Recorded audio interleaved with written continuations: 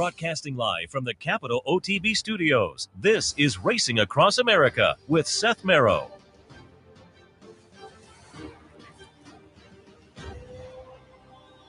Good morning and welcome to Racing Across America on this Saturday morning. I'm Seth Merrow. Thanks for joining us. A little bit later on, they have a couple of nice steaks today at Churchill. In between the two steaks, they have an allowance event that might as well be a steak. So I thought we'd talk a little bit about that later on. Our friend Tony Calo, we haven't talked to Tony in a while, so we'll get some thoughts on the action down in Kentucky a little bit later on. But we're just a week away from the big day on the racing calendar, the big weekend, Friday and Saturday Breeders' Cup.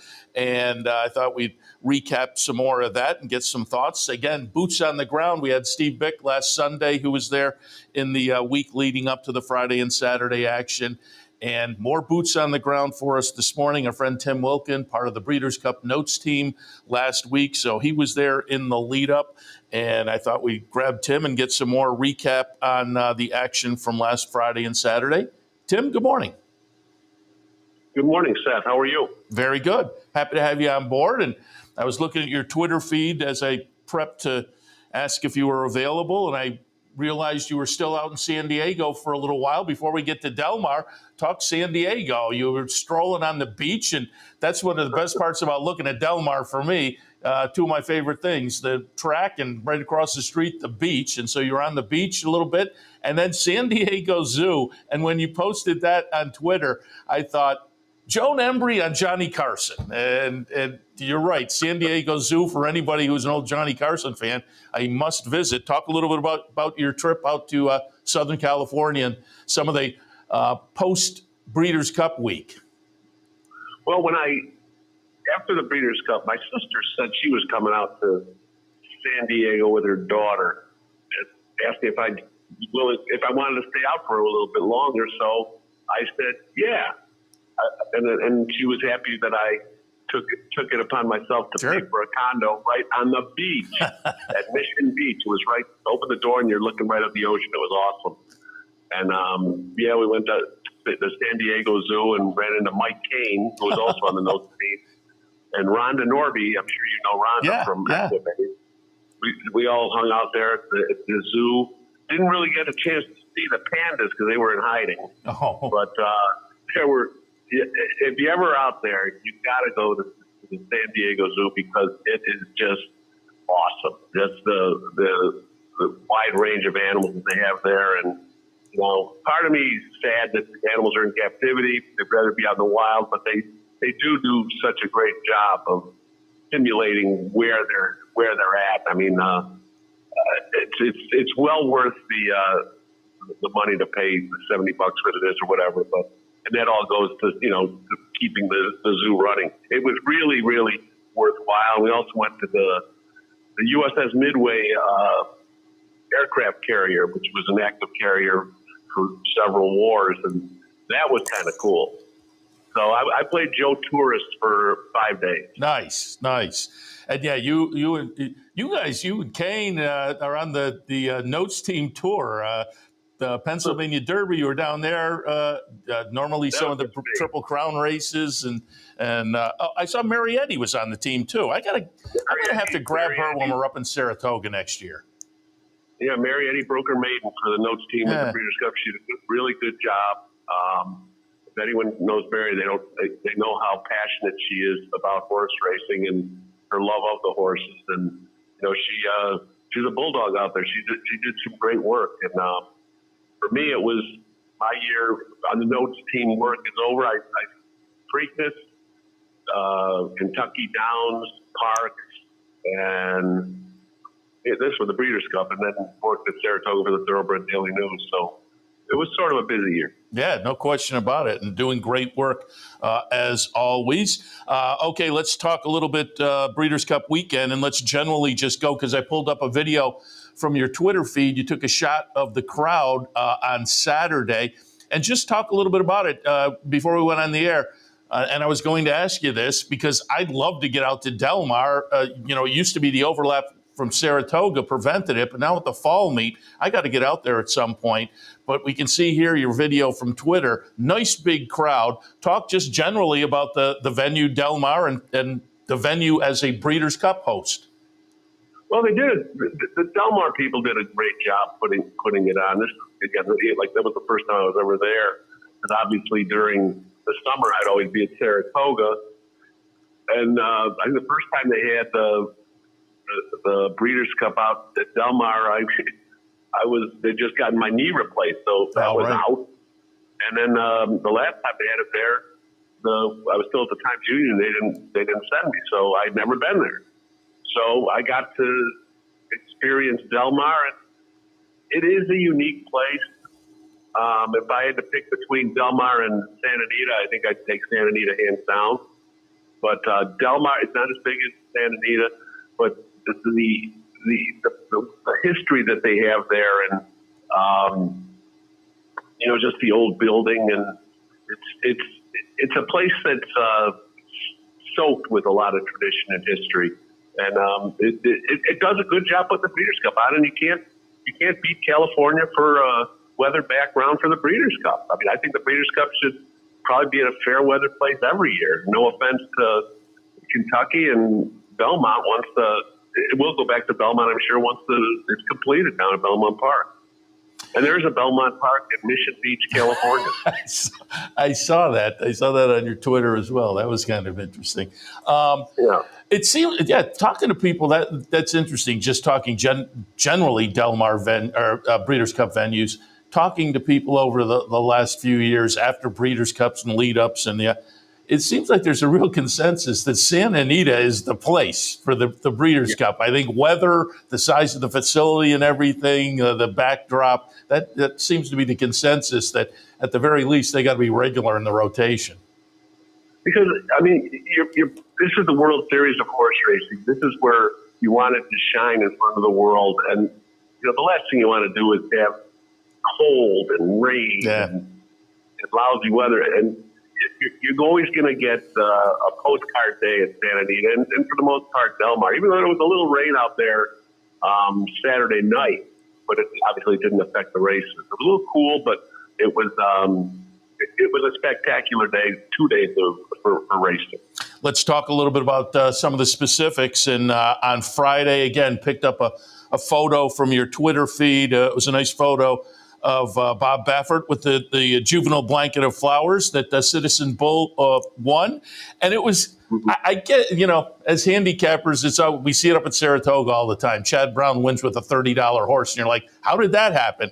But how did it happen that Bob Baffert wins the juvenile, which he has the record number of wins? Now I think he's won 6 times. And it wasn't, I just pulled up the list before we went on the air. It wasn't that long ago. 221 was his last victory with Corniche. He won in, 2018 with Game Winner. So it's not like it was that far in the rearview mirror, but he gets it done with Citizen Bull at $33. But maybe more interestingly, he completes the exacta. Number 7 Gaming was second at 6-1. For $1, you got a Baffert exacta of $71. He had to be pleased. In the winner's circle, I know his owners were pleased because now they have a nice 2-year-old, obviously, to look forward to next year. And they commented, next year, Baffert back eligible for the Derby. That is so interesting because one of the guys that I was responsible for being on the nose team was Bob Baffert. So I was visiting with him every day. And a lot of the times it was just me because, he was basically came in under the radar with all his horses. Yeah. And he did not give off the vibe that he thought this was going to happen. Usually when he goes into a big race with a horse, he always says, I have the horse with the quote that is the goods. He never mentioned the goods with any of these. But the day after the race, when I talked to him, he said that he didn't want to tout these horses because he wasn't sure. It was typical Baffert, go to the lead and see what happens. And that's his program, 2-year-old. And it's the fact he almost ran 1, 2, 3. Getaway car was fourth. And Gaming, who is the son of Game Winner, he ran a big race. Citizen Bull, Bob said that if he was going to win, it was going to have to be the way that he did it because that's his MO. That's the way he runs. And I think deep down inside, Bob was pretty confident, but for once he didn't really play his hand out publicly. And to me, he usually does that. Yeah. So I was ticked off because he didn't do that, and I didn't bet him. I bet ferocious. And it's interesting now, Seth, that Bob is now back in the Derby, picture, and he's got right now he's got some bullets. As we all know, though, the Breeders' Cup Juvenile champ doesn't historically do great in Kentucky on the first Saturday of May. I think the last one to do it was Nyquist that won it. But I think that, I don't think there's going to be any clenched jaws in Kentucky at Churchill Downs. The fact that Bob Baffert's back, I think it's going. If he comes in there with a loaded hand, it's going to make the Derby that much more interesting and appealing to a lot of fans who might not be horse racing fans. They want to see if Bob Baffert, the so-called Darth Vader of the sport, can come in and take the run for the roses again. Because last year, which I thought was horrible when they gave him the extra year of suspension, I just think they didn't want to have Bob be part of the 150th celebration of the Derby. But now that he's back, he's going to come back with a vengeance. He's going to want to win that one. Yeah, it's going to be very interesting. Certainly the Derby Trail and heading into the Triple Crown. East Coast, also notable, Baffert won too, but the East Coast runners, I like Chancellor McPatrick. He had just done so much, including up here at Saratoga, obviously. He winds up running, sixth in the field is the 2-1 second choice. Ferocious, you mentioned fifth. And the favorite was actually East Avenue, had trouble. 9-5, winds up running ninth in the field of 10. I'm going to be interested to see what all those horses do now coming back as 3-year-olds, because I think they're all better than their performance last weekend. I agree 100%, especially East Avenue. And he lost all chances to start with coming out of the game. And Brendan Walsh said afterwards, you just got to draw lines to that. I mean, it's hard to overcome a stumble anytime, but with a young horse, he was done as soon as the gates opened. He's much better than that. I think we're going to hear from him down the line as well. Yeah, no question about it. Saturday, the exclamation point in the day is usually the Breeders' Cup Classic. But this year with the older division, what they were, I think more people in the month ahead, the lead up to the Breeders' Cup weekend, were looking forward to the matchup with Idiomatic and Torpedo Anna in the distaff. Then Idiomatic goes to the sidelines, but it still wound up to be maybe the highlight of the weekend. You had a nice picture on Twitter of Torpedo Anna with Jimmy Crawford, the Night Watchman, and Hot Walker. That was a great shot, and just adds to the fun story of her being a really fan favorite, particularly right up here, where she's been for much of the spring, summer, early fall, and Ken McPeak was scheduling the workouts, and folks could go over and watch her. So she's been great up here at Saratoga and in the Saratoga area, on the track in the summer and then training also. Goes out there, gets it done. We'll watch the stretch run of the distaff, Torpedo Anna. And as I say, she might be the exclamation point, because as the rest of the weekend played out, I would think she's sitting right up there at the top of the leaderboard at this point for Horse of the Year. I don't know how you cannot give her Horse of the Year now. You just look at her body of work. I mean, she had 7 starts this year, 6 wins, with a 5 grade ones, I think. There's no other horse that has that. Yes, and she might have gotten her biggest flowers after finishing second in the Travers. Yeah. The fierceness of the game afterwards, she only got beat ahead. I think it would be a crime if she doesn't win Horse of the Year. I just don't know who else would be close to her. Maybe Sierra Leone, because he won the Classic, but I think Torpedo Anna should be a dominant, hands down winner of this race. I don't see anyone else that you can give it to. Yeah, I agree. And as I said, the older division is a little bit suspect there, so that adds to the story. A lot suspect. Yeah. And again, good story that having trained up here, Ken McPeak and team did a great job. We talked the other day when we had Steve Bick on, because he hosted the National Thoroughbred Writers and Breeders awards dinner, and notably and deservedly, Team McPeak wound up with an award there because I think they did a great job with Torpedo Anna this year, presenting her for the fans who really latched on. Well, that's Kenny McPeak thought that was so important to share this horse with the public. Mark Cassidy does it all the time too with his big horse.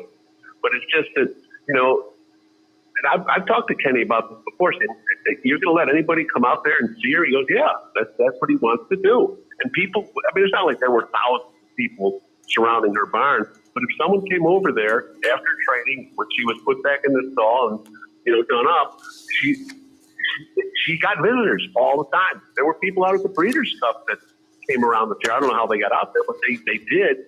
And, they on Friday, they kind of started to close it down because she get ready for her big race. But very admirable of Kenny McPeak to want to let the public see this horse. And, you have a little kid that goes over there with the family. Little kid might become a horse racing fan for life just because of that experience with a horse like that. Feed her a peppermint. And as long as Torpedo Anna doesn't take one of her fingers, she will be a fan. I totally agree. It was fun to see. Torpedo Anna wouldn't shoot the off, I don't think. It was fun to see Ken McPeak post on Twitter the workouts up here at Oklahoma and alert people. Tomorrow morning we're out, and it was fun all season long. And this was a great exclamation point. As I said, first, before I get to the Breeders' Cup results, I want to ask you out there, because there was a lot of conversation beforehand. There's been conversation afterwards. We're going to talk in just a moment about the Breeders' Cup Classic, which wound up in the middle of the card. And to me, it didn't bother me that much, but also even on the day, I will say it took a little of the air out of the balloon afterwards to have Breeders' Cup races after the Classic. But it wasn't a big thing for me. But I started thinking about it afterwards. I was here at the Clubhouse Racebook last week, and for us, it was kind of at a normal, feature race time of day, 5 o'clock, 5:30-ish. But out there, it was more mid-afternoon. So I'm wondering, was there a feeling in the building of we're in the middle of the card? What were your overall thoughts on the placement of the Classic, which we all understand with the college football contracts and whatnot, but it was certainly the topic of discussion amongst racing fans. And it should have been. It's like the Academy Award is announcing Pitcher of the Year halfway through the show. And then I hadn't thought. That's a good one. The photographer at the end. I think you want to have that build up to the biggest race, the biggest event of your card, and to have it at 2:45 in the afternoon local time out there. Yeah, it was. There was dilemma, and you could visibly see people leaving. You could see that the stands were not as crowded after the Classic. I think horse players, it doesn't bother them because they're going to stay and they're going to bet whatever's left. But the fact that this is your biggest race of the year, and it doesn't get the prime time, so to speak, placement on the schedule. That's too bad. But I understand it. The Breeders' Cup wants to have their Classic on network TV, and and then you have to bounce around if you're not watching your station. If you're watching the network coverage, you're bouncing around to Peacock, you're bouncing around to MSNBC and USA Today, USA Network. It's I understand it, but I don't like it. Yeah, not one bit. And I hadn't heard that analogy, but I like that. It is. I think you're absolutely right. It's like putting the movie of the year at the Academy Awards early in the show, and that's very good. All right, let's talk about the race specifically. I took a shot with Arthur's Ride. I kind of knew early that was going to be folly, and Arthur's Ride wound up 12th in the field of 14.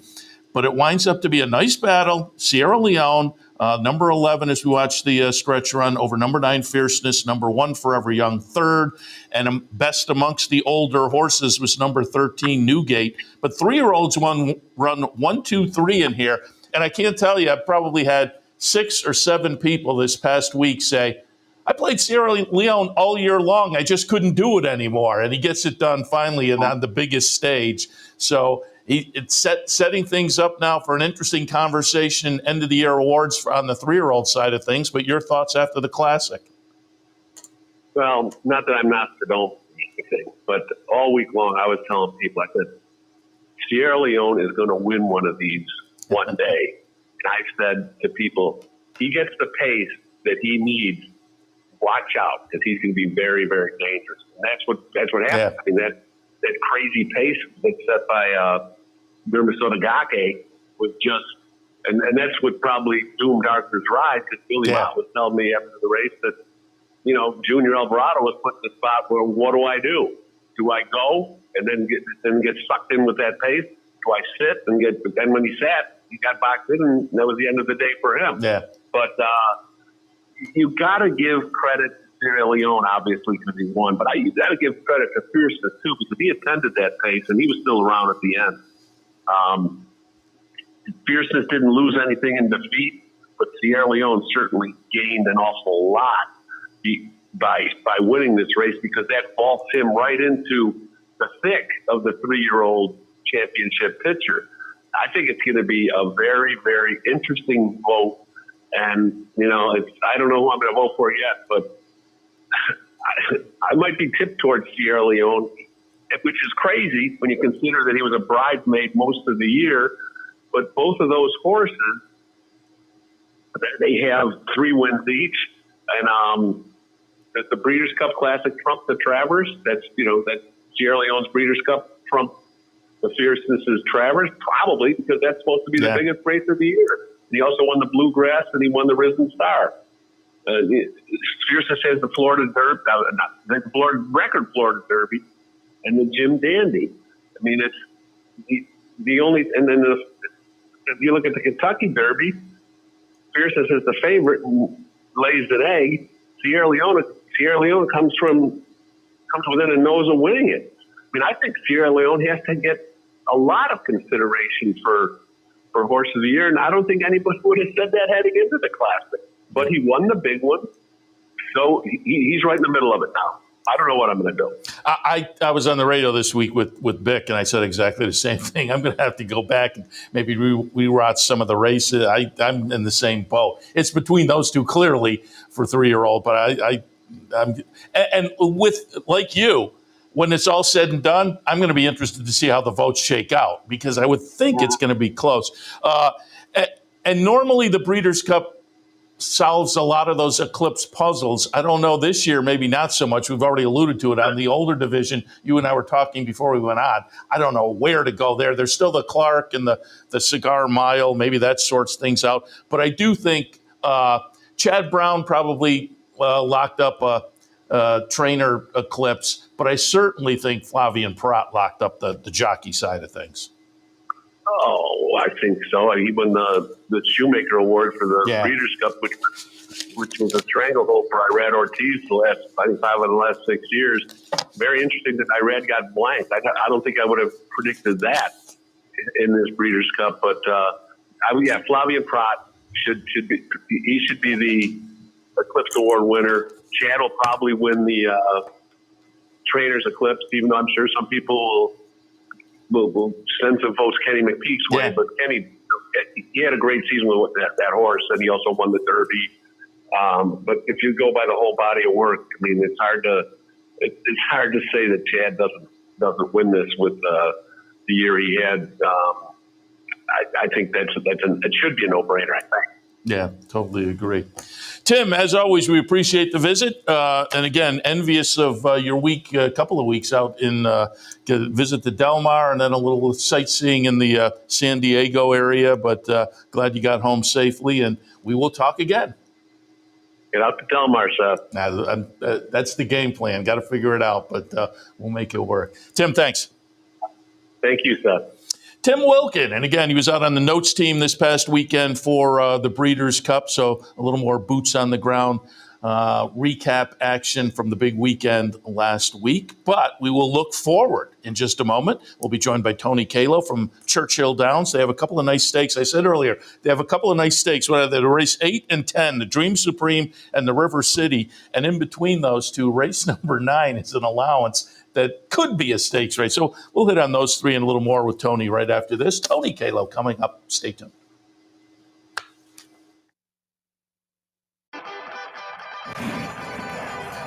Want to get your career in horse racing off to a fast start? Well, the University of Arizona's Racetrack Industry Program is your winning ticket. The Racetrack Industry Program has served as a springboard to some of the industry's most successful individuals, with a proven track record of job placement right out of college. If you want to earn a degree in the exciting horse racing industry, the Racetrack Industry Program can put you in the winner's circle.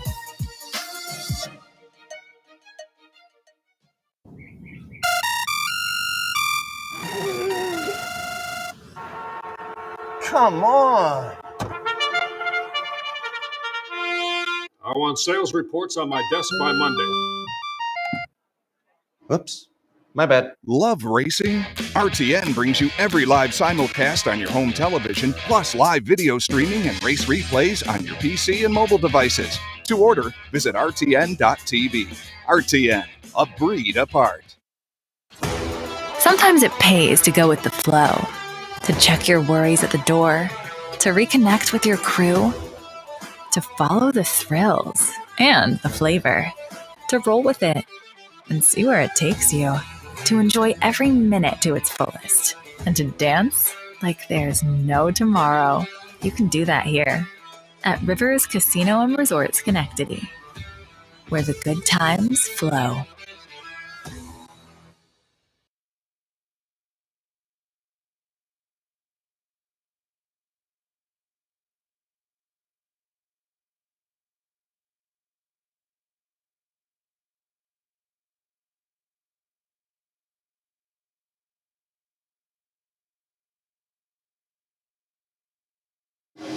Welcome back to Racing Across America. As promised before the break, joined now by our friend Tony Calo. You see him pregame and in between the races, a little paddock commentary down at Churchill during the Churchill meet, and you hear him in the booth at Turfway and Ellis Park and whatnot. Tony, good morning. Hey, Seth. How you doing, my friend? Very good.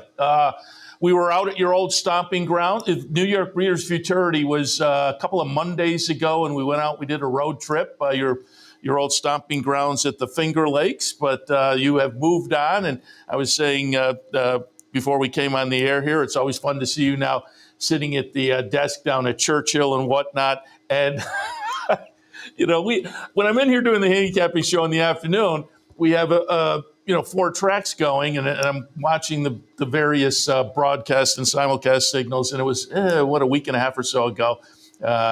It was Halloween day, obviously, at Churchill.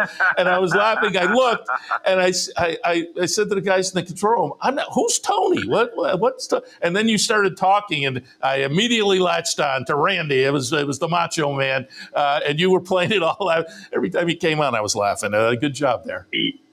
Yeah, not bad. The wig was a little extreme. If I could have done it over again, I could have cut the wig a little bit, maybe not had it as much, maybe tried to dye my beard a little bit more, but not a bad effort. Not a bad effort. I like that you're self-critical about the Randy Macho Man Halloween wig.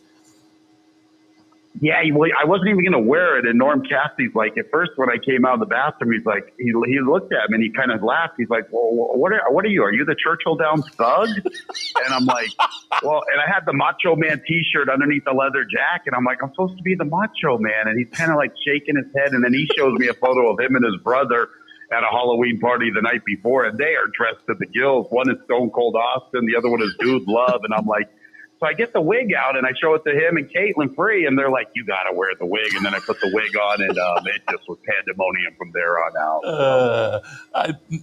The story gets even better. Now it's like a whole thing that you get critiques and whatnot. Who knew? But it was very entertaining, certainly. Yeah, it was. I got some decent reviews on it. I had a couple guys. There's this group of guys that do the Auxiliary podcast. If you ever get a chance to listen to them, it's a great podcast, and they were telling me that some of their friends were texting them going like, is Randy Macho Man Savage really there? This is incredible, so. It was. Oh, yeah, Seth, one thing for sure, the Macho Man can pick some winners, yeah. It was very good. Good job there. And then just a couple of days ago. Seth, I did see you guys. I saw your coverage, and you had a beautiful day out at Finger Lakes, and I was like, wow, I kind of wish I would have flown in for that one. That looked like a great day. No, it's 2 years in a row we've gone out there on essentially the same day in October and had like a summer day. It was gorgeous, and saw a nice 2-year-old win the futurity, and Dylan Davis was in for the ride. So there was some nice storylines there. We had a lot of fun. Good. And speaking of, announcing, again, watching the simulcast signal, this was just a couple of days ago. Joe Christopher asked, and you said in the affirmative, you're looking forward to getting back in the booth, doing a little Turfway coming up for the winter season. And I know a lot of our customers and just horse racing fans in general are looking forward to that, because Turfway, you can always find a little value at Turfway. Yeah, you really can. I'm kind of already trying to get ready for these horses that are prepping here at Churchill that I think are going to do better over the synthetic. And it's a good mix I've got here. I fell into a great spot, obviously working at Churchill Downs. I feel very blessed. I get to talk and teach about horse racing half the year, and then I get to do my real true love, which is call races. So it's a good mix for me. And talk a moment. The preparation between the two jobs is so differently. Trying to be an analyst and go on air. I mean, it's just hours and hours and hours of, time at home, watching replays, pedigree analysis, research. And then, as far as announcing, you're looking at running styles and you're coloring your program, and it's just memorization. It's a completely different ballgame. Yeah, I can certainly appreciate that. No question about it. And we just talked to Tim Wilkin. He was out at Del Mar for the Breeders' Cup, so we got a little Breeders' Cup recap. And he said it was his first visit to Del Mar. And I said, man, I'd love to get out there, but the overlap with Saratoga prevented me for a long time, maybe now in the fall season. But another track I have never been to, and again, with the summer schedule, it's tough. But talk a little bit about Ellis and what that's like, and what the fan experience is like at Ellis Park. Yeah, Ellis is a great track. They get a good base of on track attendees, and the racing was top notch this summer. We had some great racing, some big fields with the turf racing, and I really did enjoy it. 3 days a week ensures the big fields, and it had a good energy. You could see everybody was pretty happy, and they really take pride in coming out. The people that live in Henderson, Kentucky, and Evansville, Indiana, they really support and love their racetrack. Yeah, and it's been supported, obviously, the last few years by the horse racing community more and more. Some notables that race at Saratoga, when I have them come sit in with me on the backstretch, they're talking about also their runners at Ellis, so they may be bouncing back and forth, and it's become a nice 2-year-old program out there and whatnot. All right, before we get to Churchill, as I say, I had Tim Wilkin on talking a little Breeders' Cup, and when I contacted you, I said we'll get maybe a little Breeders' Cup recaps, thoughts from you. Obviously, a lot of the horses came through Kentucky during the year that wound up racing this past weekend. I talked with Tim, and I said, the exclamation point on the weekend might have been Torpedo Anna with her performance, which puts her right at the top of the conversation for Horse of the Year. The Classic, you had 3 3-year-olds, won 1, 2, 3, as the older division is a little bit suspect. But it was a fun weekend. What stood out to you? Yeah, both those things you mentioned, obviously Torpedo Anna, and, I'm with you. If I had a vote, I'd be voting for her as Horse of the Year. I think she had the Horse of the Year type of campaign.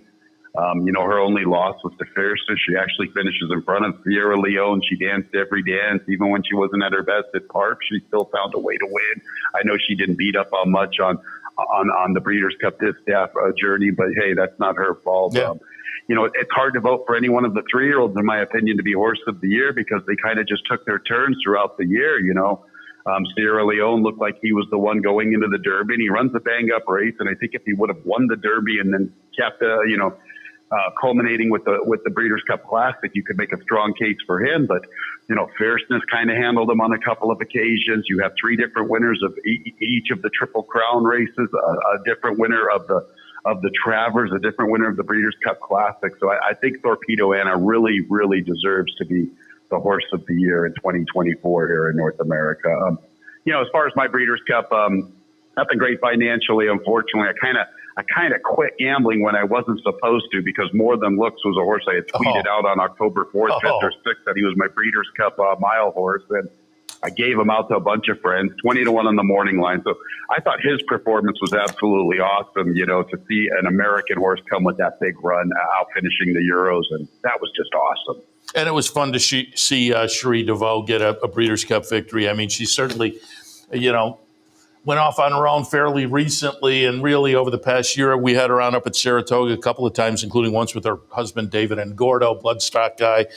So it was nice to see her get the victory and went out on the track and kind of remembered Chuck Simon. The whole thing, that whole story was nice. But I'm with you. That was great. I kind of dibbed and dabbed during the weekend. I didn't, I was zigging when I should have been zagging a little bit, unfortunately. But the nice thing about it is you can all do it the next day, and the money you make on the Sunday is just as green as on Saturday and Friday. And we'll now try to make a little green money on this Saturday afternoon. I said earlier, as I promoted your visit, a couple of nice stakes at Churchill today. They're the 8th and the 10th. And in between, there's an allowance event that could be a stake. And so when I contacted you, I said, let's take a look at those 3 races, and let's kick it off. Churchill Downs 8th today, the Dream Supreme. These are fillies and mares going 6. I'm going to pull up a replay here going back to Keeneland, middle of October. The winner's going to be number 7, Mystic Pleasure. The Rudy Bissett runner, I put that one on top off of this effort. Nice buyer, lifetime best buyer, in fact. And I thought that horse off of, again, this effort was worth a look. Accomplished Girl is interesting. Uppercase, Spirit Wind, Mike Smith in for Saffie Joseph. And Mike won the stake this summer at Saratoga for Saffie Joseph. And, it'd been a while since Mike had won a stake at Saratoga in the winner's circle. I said, well, what made you come? And he said, Saffie called, and I came. And so I think it's another case of Saffie getting on the phone. Mike Smith scheduled to be on Spirit Wind. But what are your thoughts on the Dream Supreme? Yeah, it's a cool race. In fact, we have a great card. Even the race before that is a salty allowance race. But this race, the Dream Supreme, I was on the verge of making your top pick, Mystic Pleasure, my top pick. She is coming off her career best. My father taught me what I know about horse racing, at least part of what I know. Obviously, some other people influenced it, but spacing of races is something that he always emphasized to me, and I try to teach this and preach this continuously whenever I'm on the air at Churchill Downs. And the spacing just isn't for me. She ran on the 22nd of September, and then she gets wheeled back pretty quickly on the 13th of October, and she runs a career best figure. Now she's coming back quick again, under a month. And I'm just afraid she could bounce just a little bit. I think the 6 furlongs, she seems to be running better at 6.5, a mile, those type of distance. Not the 6 should cause any problems. She'll come with her run, but her spacing, I'm just going to get off her at 2-1. I looked at Uppercase, who ran well to her, but Mystic Pleasures beat her on a couple of occasions. And I didn't want to give out this 9-5 favorite, Spirit Wind, but her spacing is really, really solid. Well, Zeitlos and Brightwork, she sandwiches them. They would both hit hard in this spot. In fact, either one of them would probably be the favorite. Zeitlos, has really put a good campaign together. Didn't quite pack her punch in the Breeders' Cup filly and mare sprint, but Brightwork's a very talented horse for Johnny Ortiz. And I don't think she necessarily needs the lead, so it's up to Big Money Mike to figure out how he wants to do it. She can make the lead, as she did in the Honorable Miss. I like the tactic she employed at Lone Star in late May. Perhaps Uppercase goes to the front with an inside positioning, and Mike stays to her and gets first run on Mystic Pleasure. I'm going to go with Spirit Wind as my top selection. All right. Spirit Wind in the Dream Supreme. And then, as I say, the 9th race, optional claimer, non-winners of 3 other than. But, again, it is a stakes quality event. I'm really tepid on my top pick, but I looked to go in another direction, and I thought, if I do go in another direction, this one wins, I'll really kick myself. So I'm going to go back to Track Phantom. I'm going to look at a race from earlier this year, going back to the fairgrounds on January 20th, when this horse was making noise on the 3-year-old scene. This is a win in the LeCompte for Track Phantom. Has been off since an 11th place finish in the Kentucky Derby. Now, because of that, this just could be the starting point for moving into the 4-year-old season. And so who knows if this horse is cranked up. First time against older. So again, I had question marks and thought, do I want to? But I've liked this horse throughout the career. So I'm going to land on Track Phantom, but I think World Record is interesting in here. If Accretive gets in from the AE list, first on the AE list, off the claim from Chad and Klarovich up at Saratoga, that horse might be a little bit interesting. Rocket Can for Bill Mott with Tyler Gaffleone on board. How did you see the 9th race? Well, I'm pretty sure that we have some scratches, 5, 6, and 9, if I wrote them down correctly. Okay. Kevin Kirstein usually tweets them out. Gilcrease, Osborne, and World Record. World Record obviously would have been one of my top picks. The horse you're talking about, Accretive, does draw in, I believe, and is a player. Track Phantom, I can't fault you for looking at this horse. He caught everybody's attention early on in the spring, and the winter and spring, and the Kentucky Derby a mile and a quarter, it might have been a little too far for him. He sure was trading very, very well, and he's a gorgeous looking individual. I'm going to try to beat him. The 13 really is attractive looking, isn't he? Running second to Federal Judge, second to Scotland. There's Baby Yoda on a couple of occasions who absolutely loves Saratoga. That horse is super, super intriguing. I might be pulling an audible to him, but as of right now, here's my Field of Dreams with Horace Mann. If you pick him, he will win, Seth. And this is going to be my top pick. He was my long shot special on the 29th of September, closing day for the September season. He did not disappoint. He ran huge at Ellis Park in the mud. About a mile and 8 might have been a tad too long for him at Ellis on the 12th of August, and he came up just a tad empty when it really counted. He has speed. He's never been better. And ever since this horse shifted to the turf, or to the dirt, I should say, he's been pretty tough. I don't see a tremendous amount of pace on paper, and so he's the inside speed, and I have a tendency to be loyal. I'm going to go with Horace Mann, but boy, that 13 is super, super attractive. Off the claim is certainly interesting. No question about it. Interesting he draws in. Horace Mann. You look at horses like this, and I always like to be a fly on the wall where, they're turf, and then they go to dirt, and it's like a whole other horse. And I wonder, what are the conversations that go on? Like, what were we thinking? Because certainly he run 2 wins, bookending a decent 3rd place finish since the move back to the dirt. What's funny is you look at St. Liam, and obviously he was a dirt specialist, Dutrow winning the Breeders' Cup Classic once upon a time. But I guess he has some pedigree, has some siblings that perform pretty decently on the turf. But, I like it when some of these horses reinvent themselves, whether they change their styles or they change their surface and they become something they weren't. And I'm just going to come back to them.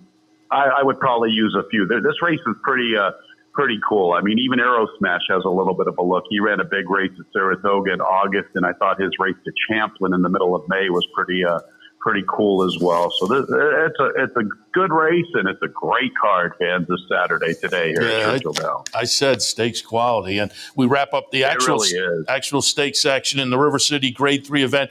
And a race I always think kind of defines 1 or 2 horses to watch on the grass going forward. Maybe they'll get another start someplace on the grass before the end of the year, but going next year, it always seems to produce some runners to keep our eyes on. And I don't think that's going to, change this year. It's a nice solid field in here in the River City. I pulled up a replay going back to August 17th at Saratoga, and we're going to look at Reckoning Force. Now, subsequent to this win, there's a 4th place finish in the Mint Mile at Kentucky Downs and a 3rd, but a close-up 3rd in the Knickerbocker for Reckoning Force. But I wound up putting that one on top for Brendan Walsh, mainly because as we're watching the victory here, and Reckoning Force is going to be the number, I don't think we have the correct race here. But regardless, take my word for it, Reckoning Force did win on August 17th up at Saratoga. And what was notable to me, it was Tyler Gaffleone on board. He gets back on board again today. I'm going slightly in that direction. Master of Fox Sounds is interesting. Battle of Normandy going out for our friends at West Point, trained by Shug, comes in with a little bit of a win streak. Cash Equity, it's Safi and Mike Smith, Gigante. It's a fun field in the River City. How did you see it? Yeah, it really is. I looked hard at Reckoning Force. He's been a horse I've backed continuously. he's a great. He gives a good account of himself each and every time. And you mentioned something, Tyler Gaffalio. Look at the 4 times Tyler was aboard. I guess 5 times going back to the juvenile turf for 2022, but rock solid. Brendan Walsh has a tendency sometimes to run his horses a little quick for my liking. Stakes horses, I kind of like 4 to 6 weeks plus. He's coming back a little less than a month. He's going to be a short price. I looked hard at him. Cash equity makes a ton of sense. You could take the easy way out. Michael, Big Money Mike in town once again for Sassy. He's going to be coming with a big run, but he's a horse that just gets himself far back and has a lot to do at a short price. Who was the other one you mentioned? You mentioned something about Master of Foxhounds. He's a little intriguing. This is only his 3rd start of 2024. He's a horse that has a lot of graded competition in his company lines, and he might fit this field pretty nicely. But I've landed on the 8, Battle of Normandy. I've kind of thought about this, and once again, we talk about horses who respond to whether it's distance or surface or equipment changes, and he seems to have responded very nicely to the blinkers. I'll forgive the 30th of April effort, washed off the turf. That's not what he wants. All 3 races this summer have been solid. He doesn't win by the greatest of margins, but he does win, and you can't take that away from him. There's And the Winner Is, who came back and beat Reckoning Force when they faced off with one another on the 13th of October. And the more I thought about Battle of Normandy, it was like, look at this guy. Ever since he graduated at first asking, boy, they have asked a lot of him. Boom, straight into the grade 3 with anticipation, a solid second by a net. 5th by 3.5 as a 2-year-old, the Victoria Road and Silver Knot. That is salty European competition. Let's move a little forward to his 3-year-old campaign. Look who he runs up against in the Saratoga Derby Invitational, a grade 1. Some of the best horses that were 3-year-olds at that time. We're talking about Program Trading, Web Slinger, and Far Bridge. Today is his coming out party. This is a field he can handle. He's a 4-year-old. He's lightly raced. He's getting better. He's versatile. He can stamp himself as an up-and-comer going into the 2025 season. They paid $500,000 for him. 6-1, nice price. Battle of Normandy, my top pick. Yeah, I have no arguments. As I say, I have him in the mix. And as you were talking, you mentioned doesn't necessarily win by a lot. His last victory, a nose, 2 starts back, a neck.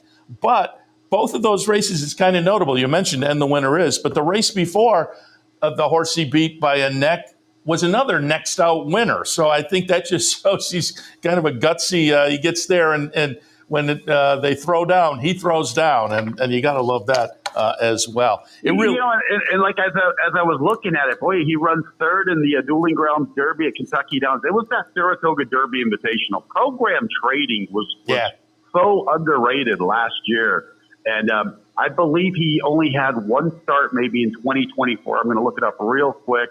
He actually had 2 starts. He won the Turf Classic at Churchill Downs on the 4th of May, and then he wasn't seen after the Manhattan. He was one of Chad Brown's best turf horses as a 3-year-old in 2023. Web Slinger, Far Bridge, we know what he's all about. These are Breeders' Cup type of horses. He does not have to face that today. He's got upper echelon allowance type of horses, and a horse like Emmanuel, who has won plenty of stakes races, but just doesn't quite seem to be who he was in 2023. I'll take a shot with this guy at a good price. And again, you mentioned it is a fun card, a couple of stakes, a couple of races that are maybe in stakes quality. But I'll also, just as we wrap it up here, mention one more notable news story to keep your eyes on. Race number 1 today, Tap It Quick, trained by Dallas Stewart, sitting on the verge of 1,000 victories. And as is normal when these guys get to the milestone, it seems to take a little longer to break through, but Dallas will do it. Always rooting for Dallas. Fun guy. Had him on the show a number of times, but he's got 1 in today in the first race. It's Tap It Quick. We're certainly rooting for that one. Yeah, no, Dallas is a great guy. I met him during the June and July, the spring summer season. I'd never met him before, and just a great guy, great personality. So we'll be rooting for him. Julian Leperoux, a couple of victories away from 3,000. And, since you brought up the opener, I've got a nice long shot for us to look at before a little more. Some very, very nice works for Thomas Drury, who can fire at first asking. This horse outworked Seagull in a workout that I watched. you can go to the Kentucky Thoroughbred Horsemen's Association and check out all the workouts thanks to Bruno DiGiulio. But there's maybe an intriguing long shot for us to get started with a little bit of cash in the pocket. I did not realize that. Give us that info again. You can watch the Kentucky workouts where? Yeah, it's the K. You can type in KTA. I believe that's the Kentucky Thoroughbred Association. Here's KentuckyBred.org/workout/videos. Something, you'll find it. You go over to the resources, go down to workout videos, and there are a bunch of free workouts. Bruno DiGiulio has his team, and it's awesome. It's become one of my go-tos for handicapping, especially with 2-year-olds. And, it takes some legwork, it takes some research, but hey, it doesn't anything if you want to get rewarded. That's great info, and I totally agree with you. I love it too. Some people don't like first-time starters and 2-year-old races. I love them because, you put in the work, you find something that's not on the page, and maybe you get a price. And I have Pour a Little More in my mix because this one's by Cantheros, and Cantheros is one of those sires I always look at with some win early types. So I think that is an interesting thought in race number 1. Pour a Little More, the 4-horse in the first. Yeah, no, check that out, fans. KentuckyBred.org and then /workouts, the Kentucky Thoroughbred Association. Hopefully you'll be able to figure out KTDF. You'll be able to figure it out, guys. And it's a great site. And once again, we do thank Bruno DiGiulio. He's the one that you got to go all the way over to resources, slide on down to workouts, and boy, there's a bunch of them there. I'll give more info on that on the show tomorrow. I'll look it up and maybe put a graphic together for folks because that's definitely good info. No, it's a great site, that's for sure. Tony, as always, really appreciate the conversation. It's been a while, but I thought I'd plug in today to talk about that nice card. Yeah, cool, right on. And also tip my cap to you on the Randy Savage costume. I'm glad I did because it's a great story. I might have to go in with a little macho man attitude and let Chris Effect know, hey, yeah, that's right, buddy. Seth called me today, pal. Get in line. We did have a laugh a few months ago when you guys were going back and forth about the calls from Racing Across America, but we do appreciate it, and give our best to. Joe had to bring out a Sicilian card to me. Hey, come on, the Calo family ain't got that kind of muscle. Give our best to Joe K and the rest of the crew. We've pretty much had everybody on at this point, and always. And whenever I talk to Joe, and I'll tell you too, and pass it along. As I say, I sit in here and watch numerous simulcast feeds during the day, and your pregame show is one of the most fun. You guys, it's like you're sitting with folks that you're at the track talking horses, and I like some of the additions you folks have done with some stats you throw out and your best play, your favorite against, and those type of things. Great additions to a pregame show. So again, pass on my best on that. I'll let Joe know. Joe's the mastermind behind it. He's a great guy. He's a hard worker. People don't even realize how much work this guy does. He puts it all together for us, and been a great leader and a great mentor for me on this show. So, excellent. But I'll definitely give him your best. He's a great guy. You're a great guy too, Seth. Thanks for having me, pal. Oh, appreciate it, Tony. Always appreciate the conversation, and we'll be tuned in this afternoon. Good luck to you and everybody. All right, let's make some money, everybody. That's the game plan. Tony Calo from Churchill Downs. Before I wrap up, because I wasn't sure how long we were going to go, and I had some news and notes, but one thing I did want to touch on, maybe I'll save some of the news and notes for tomorrow, but I did want to alert you, there's some nice stakes action up at Woodbine today, too, and it's kind of notable because the last 2 winners of the King's Plate will be running this afternoon at Woodbine, but in different races. Caitlin, Her Greatness, wins the King's Plate in August. We had talked when we went up to Woodbine, we talked to Kevin Attard about her, and he said when we talked, probably headed to the QE2 down at Keeneland. That was the game plan. She went down, ran an okay third in there. I mean, that's a nice little grade 1. She was behind She Feels Pretty in that QE2, but comes back this afternoon, does Caitlin Her Greatness in the Maple Leaf grade 3 event, going 1.25 miles, the same trip as the King's Plate from earlier this year. Does get hung outside, though. Field of 13. She's in the 13 post. Elysian Field is in here for Mark Cassie. That one's a little bit intriguing. Forever Dixie, another Mark Cassie runner that the last couple of races weren't much, but there are some a little further down the page.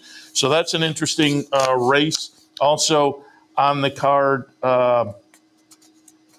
this afternoon amongst the stakes races up at Woodbine is the Bessarabian Grade 3 event for Fillies and Mares going 7. Again, nice big field here, 14 entered. And notables to me, Gallon of Rush going out for our friends at West Point and Company. Christophe Clement trainee, ran third in the latest effort in the Presque Isle Masters, but was up at Woodbine for a couple of races before that, just missed in the Seaway and won the Hendry. So has some nice Woodbine form, obviously, in recent races. Was training right up the Northway very recently. Was it last weekend that training closed up there? Most recent workout was the end of October down at Belmont, but again, had been training up here. So Gallon and Rush is interesting there. Spansive, one of the Kevin Attard trainees for Mike Rapoli. We talked to Kevin Attard when we were up there again, and also mentioned, hey, you've had some horses now for Mike Rapoli, has also some horses for Al Gold. So Spansive, one of those Rapoli horses, had been in the barn of Todd Pletcher for much of the career, but now up at Woodbine, won an optional claimer, 2 starts back, was leading in the Dance Smartly. That was the weekend we were up there before fading late. But again, talented runner from Kevin Attard and Mike Rapoli. Marquez, he has Stormcast in there. Marty Drexler has Queen Maca. So an interesting field, interesting full field in the Bessarabian, the 8th at Woodbine. And then, as I say, the last couple of King's Plate winners racing up there in separate stakes races. Caitlin of Greatness in race number 7. Race number 9, the Autumn. It will be Paramount Prince, who won the King's Plate last year, 2023. Has had an okay 4-year-old season. In June, won the Dominion Day. In July, won the Seagroom Cup. But last time out in the Durham Cup, faded a little bit to be 5th, was up running and was beaten as the 65 cent to $1 favorite. But Paramount Prince in the Autumn. Kevin Attard, Mike Rapoli have Bayless out in here. Kevin Attard, Mike Rapoli have Never Surprised in here. So again, it's a fun group of runners coming up in the Autumn as well. So 3 nice stakes races. Just wanted to mention that if you're playing this afternoon, race 7, 8, and 9. And again, it was intriguing that 2 of the last 2 King's Plate winners are both racing this afternoon in stakes at Woodbine, but in different stakes. So enjoy the Woodbine action on this Saturday afternoon. Nice stakes at Churchill. There's some stakes action at Aqueduct as well, and I'll be looking at some Churchill and Aqueduct in probably about an hour or so. OTB Live for a Saturday afternoon. I say about an hour, so it's only 10 o'clock. Be back in about a little over an hour, I'm sure. But first post today at Aqueduct is 11:40. That's why we're early here with Racing Across America. And I would expect with the 11:40 start, their pregame show probably starts sooner rather than later. They're usually about an hour and a half before post time. That's why we wanted to wrap up. But the Irish signal's up on my wall monitor there. They have not started yet. So I'm going to wrap it up so you can get to that pregame show. Before we do that, however, I do want to remind you that today here at the Clubhouse Racebook, King of the Hill for $1,200. And again, if you picked up our promotional flyer, we have the match bet promotion listed for today. But the King of the Hill will continue on Saturdays until someone is crowned King of the Hill. So come down this afternoon and take your shot, because if you win, you get $1,200. If you're not familiar, again, when you come in today, you'll get an entry form with 7 races. In the first race, first couple of races, your horse has to finish in the top 4. Next couple of races, the top 3. Next couple of races, the top 2. And the finale, you have to have the winner. And if you manage that, $1,200. Last Saturday, we had a person get to that final race live for $1,100. Didn't get it done. So again, we turned it over, added $100, and we're back at it today. Come on down and maybe you walk away with a nice chunk of change. King of the Hill contest Clubhouse Racebook this afternoon, 711 Central Avenue in Albany. And tomorrow, as always, here at the Clubhouse Racebook, Football Sunday. Come on down, watch all the football action and all the racing action every Sunday throughout the season. Football Sundays, Clubhouse Racebook, 711 Central Avenue in Albany. All right, that catches us up. Seth Merrow wrapping it up for Saturday morning racing across America. Sunday morning, I will be in at the usual time, 10 o'clock tomorrow. We will recap some of the stakes action. Also, as I say, I had some news and notes from the past week, that some interesting, stats and news and whatnot that came out. So we'll save that for tomorrow. Recap some of the stakes action and more. Racing across America tomorrow on Sunday at 10 a.m. But the Saturday edition, we will wrap because, again, sooner rather than later, within the next few minutes, I would think, next 15 minutes or so, I would expect the pregame show to kick off at NYRA. Again, there's an 11:40 post today at Aqueduct. They have a pick six carryover downstate of $34,000. Keep all that in mind. But as far as me, I will be back in just an hour and a half or so, probably, for OTB Live for a Saturday afternoon. So we'll see you then.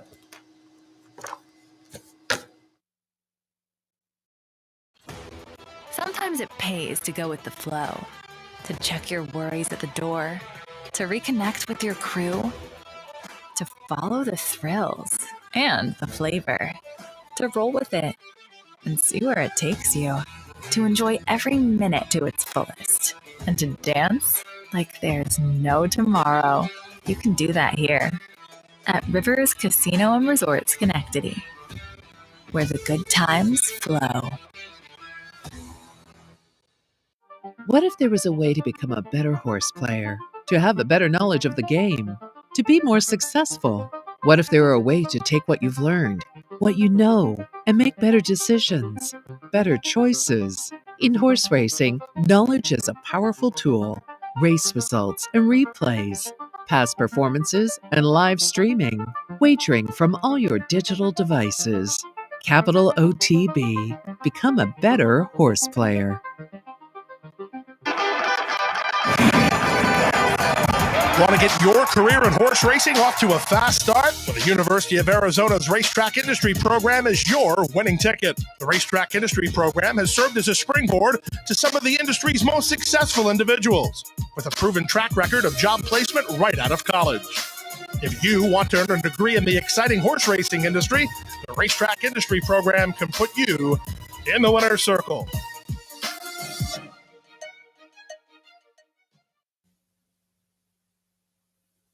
You're watching OTB TV, a service of Capital Off-Track Betting.